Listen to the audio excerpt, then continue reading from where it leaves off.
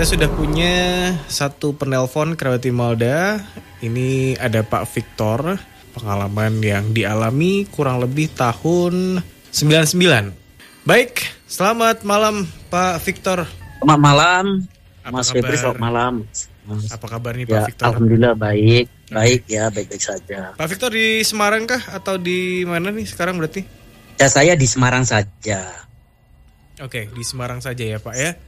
Ya, Untuk Semarang lokasi kos-kosan tidak perlu disebutkan lagi. Kebetulan saya Ya. sudah menemukannya. Catnya warna biru bukan ya Pak ya? Ya, betul sekali. Warna biru. Ya. Baik, boleh dimulai ceritanya dari awal, lebih detail, silahkan. Ya, ini jadi begini. Berawal itu kalau setiap mau lebaran 7 hari minus sebelum lebaran, biasanya teman-teman satu kos saya itu kan kita satu jumlah itu kan ada 17 orang dalam satu kos itu kan. Kebetulan kosnya tuh 3 lantai.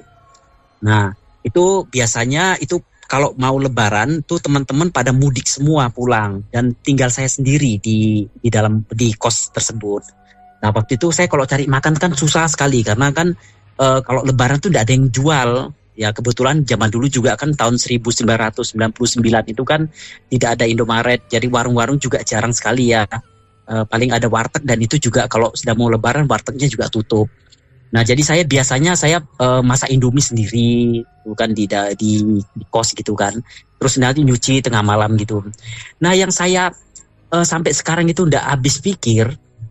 Nah saya kalau setiap nyuci malam itu sekitar jam 10, kadang juga jam 1 pagi. Itu saya dilihatin seperti sosok. Entah saya juga, makanya saya mau tanya ini apakah saya bener saya melihat apa enggak. Sosoknya itu dia duduk di lantai atas, paling atas di lantai 3.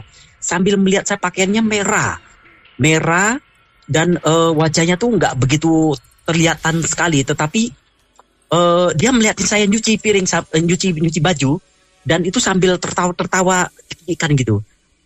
Suaranya tuh kalau saya tirukan seperti kayak gitu. Seperti kayak nyinyir gitu. Setiap saya melihat, tapi saya merasakan itu bayangan itu sosok berwarna merah itu ada gitu. Saya melihat, cuman saya sempat juga bilang gitu, Mbak, jangan ganggu, saya lagi sendirian nih, kamu udah usah ganggu lah, kita kan beda alam, ya jangan saling ganggu. Saya bilang gitu. Nah nanti dia terus hilang, saya lanjut dicuci, nanti kemudian datang lagi semacam dia kayak nakut-nakuti saya gitu kan. Tapi saya bilang, saya kebetulan saya memang orang yang tidak takut dengan hal-hal yang seperti itu ya, saya biasa aja gitu. Terus saya bilang gini, Mbak, kamu tuh dari mana? Apa kamu penghuni sini apa enggak gitu? Nah, ya dia cuman ini aja ketawa nyinyir gitu. Nyinyir terus kayak suara ada sek gitu. Sek gitu. Saya beberapa kali tuh sepertinya dia kayak jalan ke lantai turun gitu, ke lantai 1 gitu. Tapi itu kan tangga-tangga, modelnya kan tangga gitu ya. Terus waktu itu kan kosnya itu digabung-gabung dengan beberapa mahasiswa dari beberapa kampus tertentu kan gitu.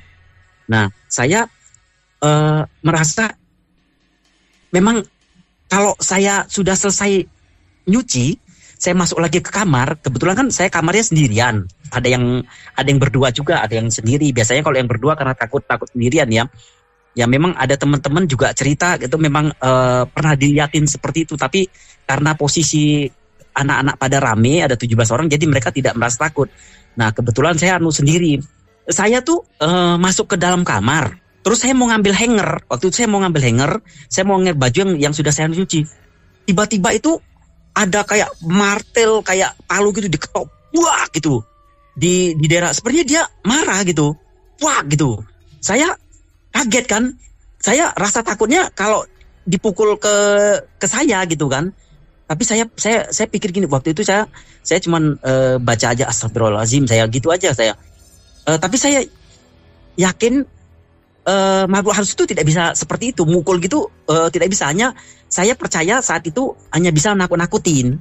Nah kebetulan saya juga suka nonton film-film horor gitu kan. Tapi saya mengalami sendiri, memang dia pukul tembok gitu kenceng sekali, wah gitu, sampai kenceng gitu kedengaran. Dan kebetulan memang warga sekitar itu kalau pas mau lebaran itu 7 hari mau lebaran itu pada sepi. Memang daerah situ memang wilayahnya cuman itu aja, orang yang paling yang sudah sepuh-sepuh di situ kan tidak mudik, tapi yang lain-lain itu pada mudik semua. Jadi memang sepi sekali. Nah itu hari terus saya tanya kepada yang kebetulan yang paling tua itu namanya Mbak Gun ya.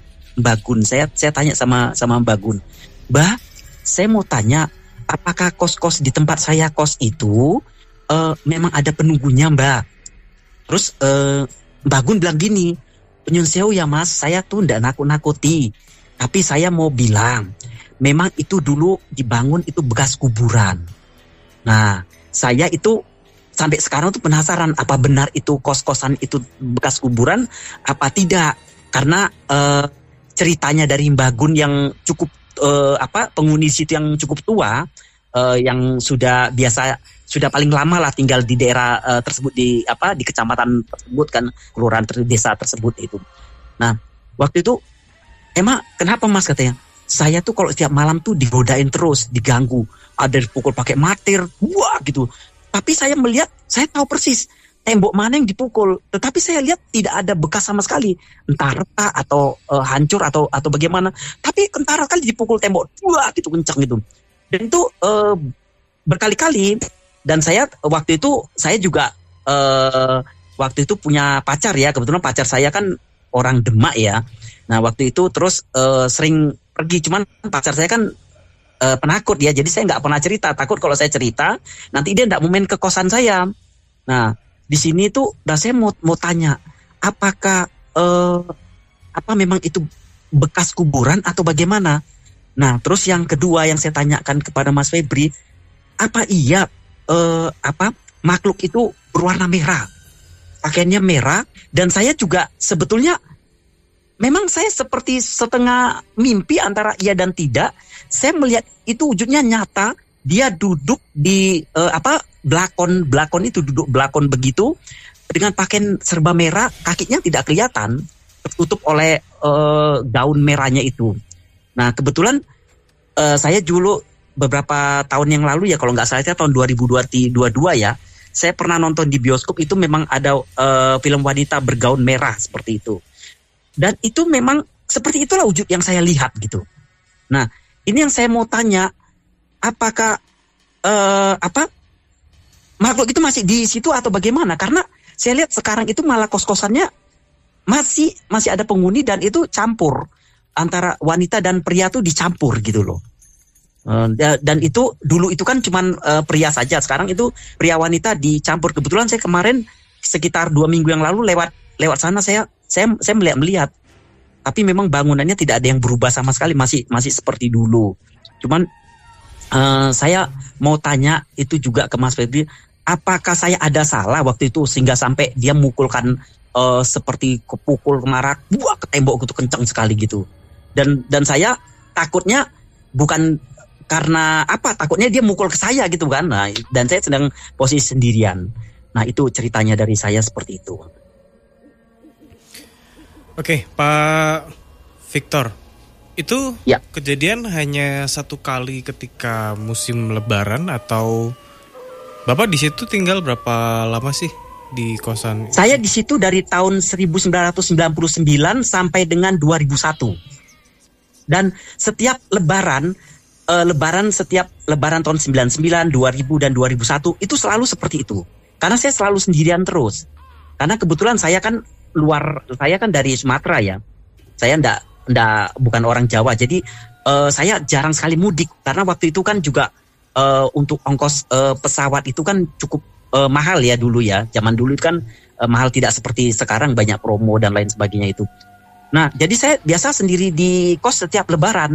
Walaupun kalau lagi rame-rame teman-teman, biasanya kalau saya nyuci sendirian, teman-teman kan kadang sering lalu lalang. Kadang ada yang sampai jam 3 pagi baru pulang, kadang aktivitas itu selalu hidup lah. Kalau jadi nggak begitu terlalu mencekam gitu keadaan kos-kosan tersebut. Cuman pada saat sendirian memang cukup membuat bulu roma tuh berdiri. Dan saya sebetulnya secara pribadi saya tidak takut. Cuman yang saya takut kalau dia mukul saya, itu loh yang saya pikir gitu. Nah, apakah makhluk halus itu sebenarnya bisa memukul apa enggak atau itu? Yang sampai sekarang saya juga masih bertanya-tanya ya. Karena kalau nengok di film-film dia bisa membunuh dan lain sebagainya. Apakah itu hanya suatu film hanya dilebih-lebihkan untuk supaya penontonnya rasa takut atau bagaimana gitu loh Mas B? Oke, Mas Febri. Jadi selama 3 kali Lebaran ya, ketika sendirian pasti ada kejadian gitu.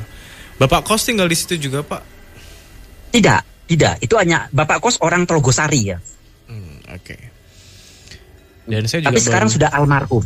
Sudah almarhum dan sekarang itu kos-kosannya dianuin sama anaknya, diwariskan ke anaknya. Oke. Dan itu masih sampai sekarang masih eksis itu kos-kosannya. Yes. Saya kira juga ini sih itu kos-kosan terus belakangnya itu kayak gunung dan tidak ada perumahan gitu ya. Ternyata ada ya. Belakang-belakang tuh penuh banget. Jadi ketika tadi diinfokan ada kemungkinan bekas kuburan atau apa, cukup masuk akal. Apakah itu betul? Apakah itu benar bekas kuburan? Soalnya dari Bagun itu yang saya tanya itu bekas kuburan macam dengan cara saya tidak ya.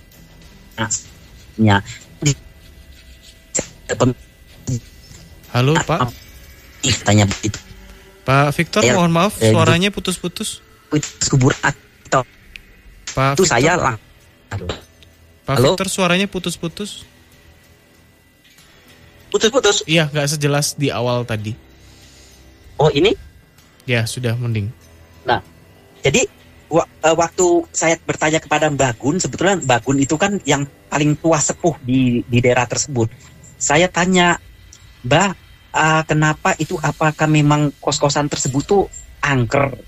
Karena saya kejadian aneh-aneh itu sering saya temui kalau setiap saya sendirian pada teman-teman sudah pulang mudik Lebaran gitu. Oh iya, terus Mbak Gun bilang gini, oh iya Mas, tapi manggil saya Mas waktu itu ya.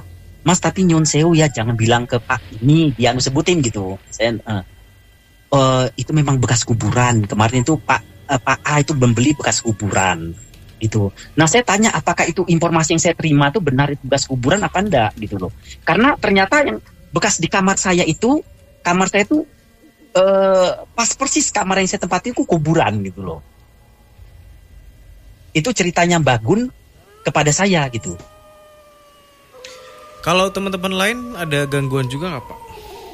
Sama, mereka merasakan gangguan juga. Makanya mereka kalau kalau malam minggu kita biasa sering pergi keluar semua. Terus ada teman yang sering teriak, aku jangan ditinggal, aku begini, dewean kayaknya. Nah terus akhirnya ikutan keluar gitu karena takut sendirian gitu.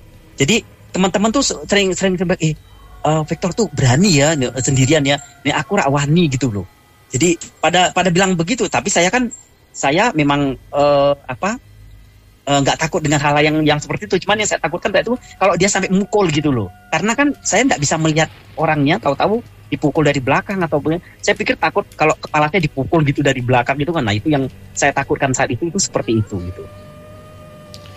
Oke, Mas Febri. Ya. Selamat malam Pak Victor. Iya malam Mas Febri. Ya kalau ini kalau dari penglihatan saya Pak ya. Ya. Dulu memang ada makam ya di tempat tersebut gitu Pak. Makam terus kayak ada pohon besar. Iya, pohon besarnya benar ada. Ya, benar. Sudah di ini ya, sudah dipotong itu. Dan yang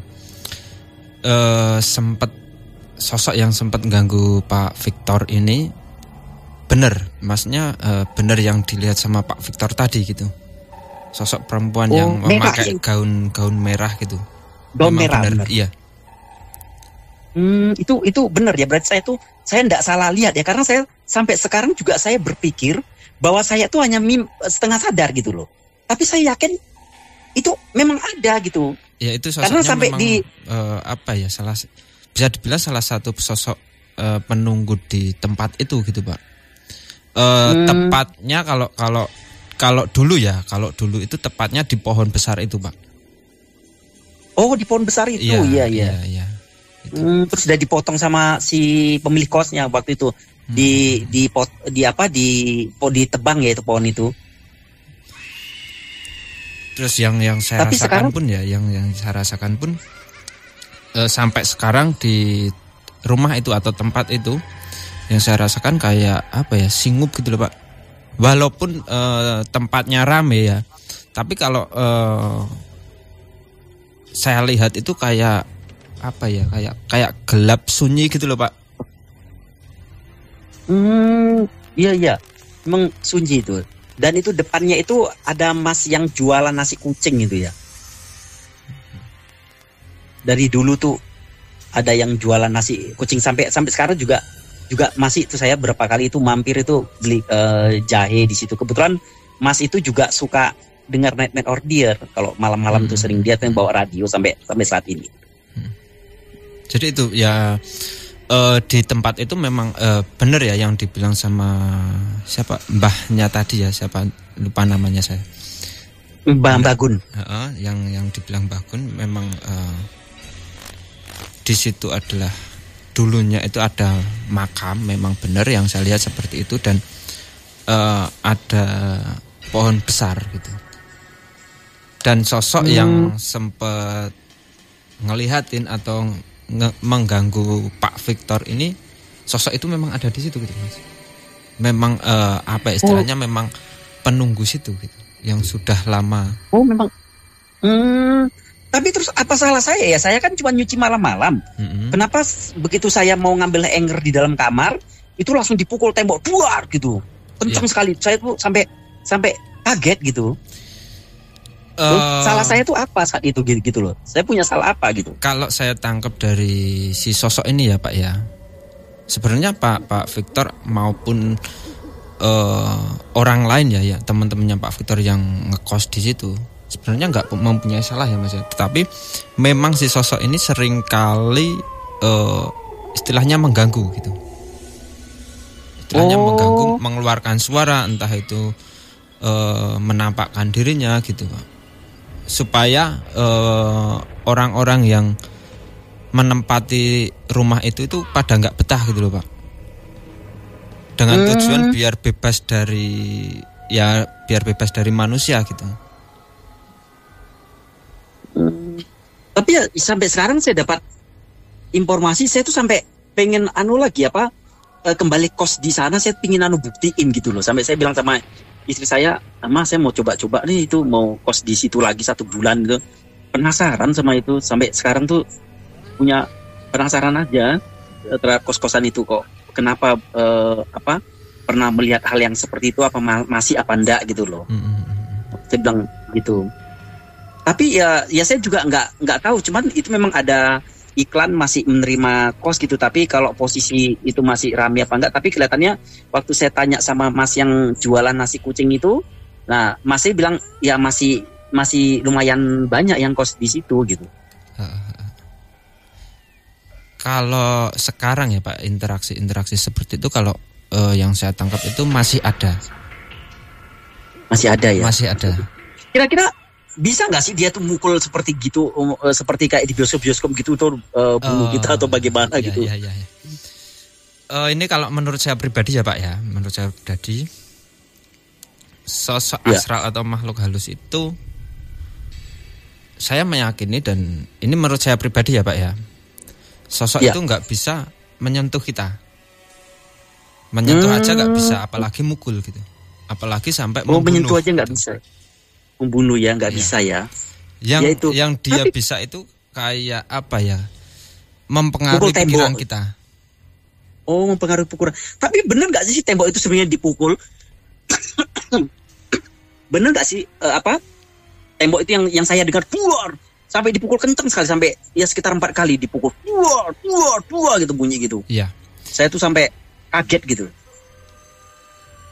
Kalau yang saya lihat bukan dipukul ya Pak ya, tapi kayak ada benturan energi gitu Pak.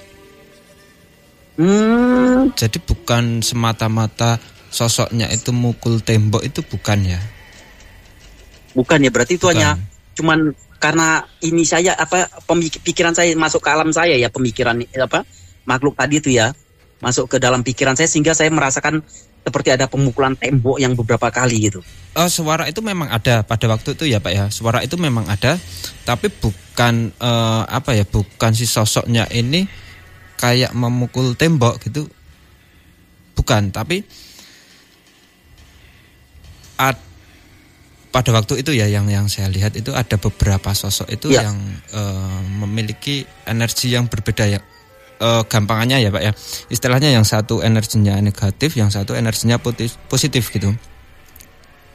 Dia kayak sering lalu lalang dan energinya ini saling bertemu dan mengakibatkan itu tadi Pak, mengeluarkan suara itu tadi. Tapi kira-kira orang lain bisa dengar gak ya, misalnya tetangga sebelahnya? Kebetulan sebelah saya waktu itu warteg itu. Ya paling dekat warteg, sama sebelahnya ada rumah penduduk juga, rumah penduduk. Tapi saya kebetulan juga sama rumah penduduk yang sebelah kanan itu, namanya Mbak siapa tuh, saya lupa ya namanya Mbak Melani atau apa tuh. Saya tuh tanya, Mbak, dengar gak Mbak malam-malam ada pukulan tembok gitu, kenceng kalau misalnya nggak tahu kapan Mas kejadiannya, katanya begitu. Betul, Mbak Melani waktu itu masih SMA ya. Kapan Mas kejadiannya? Ya setiap saya sendirian kalau saya tidak mudik itu, nah biasanya saya selalu mendengar hal itu. Nah terus Mbak Melani bilang gini, oh saya malah dengar kalau pas saya tengah malam gitu Mas, kadang saya ke toilet ada kedengaran bunyi tembok, tak kirain mas-mas yang kos di sini mukulin tangannya ke tembok gitu. Saya memang sering beberapa kali dengar, kata Mbak Melani begitu. Cuman saya hanya mendengarkan pada saat kalau saya sendirian di kos tersebut gitu. Tapi selama kalau teman-teman rame gitu ada semuanya lengkap itu saya tidak pernah dengar. Tapi teman-teman yang lain dengar ada pukulan tembok. Enggak ada dengar gak tadi malam ada pukulan tembok kayak dipukul gitu. Ya ada yang bilang iya dengar, ada, tapi juga ada yang nggak dengar. Tapi saya nggak pernah dengar, kalau rame-rame gitu malah nggak pernah dengar. Tapi saat saya sendirian baru saya sering dengar itu hal itu, kayak tembok dipukul gitu. Sebenarnya kalau suara-suara seperti itu ya Pak ya, sebenarnya itu semua orang itu bisa mendengar gitu. Tapi kan kadang ada orang yang kayak cuek dengan hal-hal begitu gitu ya Pak ya. Maka walaupun dengar suara itu ya dikiranya bukan sosok makhluk halus sedang berinteraksi gitu. Sebenarnya semua orang berpotensi ya mendengar itu gitu Pak. Jadi itu memang benar ya Mas Febri, itu memang bekas kuburan ya itu ya? Iya, kalau yang saya lihat seperti itu Pak. Dan si sosok tadi juga yang sempat dilihat sama Pak Victor tadi ya, itu juga benar, sosoknya seperti itu yang saya lihat. Merah ya, merah, pakainya merah. Jadi saya pernah nonton di bioskop tuh perempuan bergaun merah lah, seperti itulah. Cuman mukanya hancur gitu aja bedanya. Kalau yang di film di bioskop itu perempuan bergaun merah kan wajahnya cantik, masih bisa kelihatan ya gitu. Ya itu kan sudah hancur, lembur, udah nggak kelihatan itu mukanya, udah remuk gitu mukanya. Ya saya tuh cerita sama teman-teman, saya bilang pas teman-teman pulang itu lebaran, aku sendiri ini punya cerita yang terus teman, ceritain aja coba di Nightmare on the Air gitu ya. Cuman saya waktu itu nggak pernah cerita ya, karena memang saya pikir waktu itu kan juga kan kalau menelpon kan juga jarang ada HP ya, paling harus nelpon ke wartel segala macam kan, jadi saya nggak pernah cerita waktu itu. Tapi teman-teman sarannya coba cerita, tanya itu apa benar apa enggak gitu. Nah kebetulan saya kepikiran ini akhir-akhir ini sering dengar lagi Nightmare on the Air. Ya saya baru cerita hari ini, malam ini. Baik, terima kasih Pak Victor sudah gabung ya untuk malam hari ini. Thank you. Ya sama-sama. Boleh ketemu lagi di cerita selanjutnya. Selamat malam. Selamat malam.